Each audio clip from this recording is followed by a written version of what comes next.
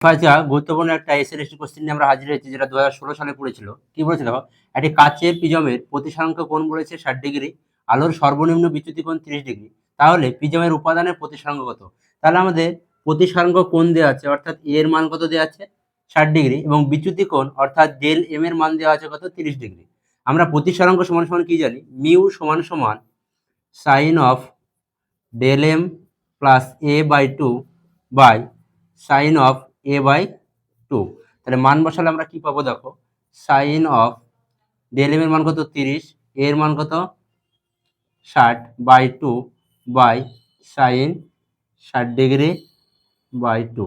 তাহলে উপরে কত হবে দেখো, 90 থেকে 2 দিয়ে ভাগ করলে কত হচ্ছে, তাহলে সাইন 45 বাই সাইন 30 ডিগ্রি।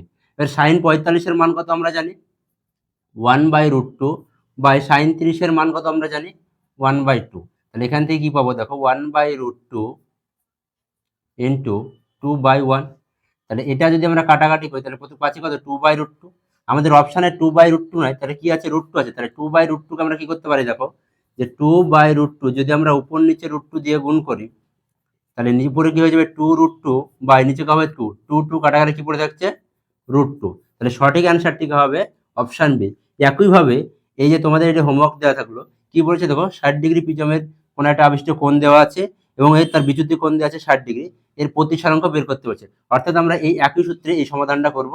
এটি তোমরা অবশ্যই আমাকে কমেন্টে জানাবে।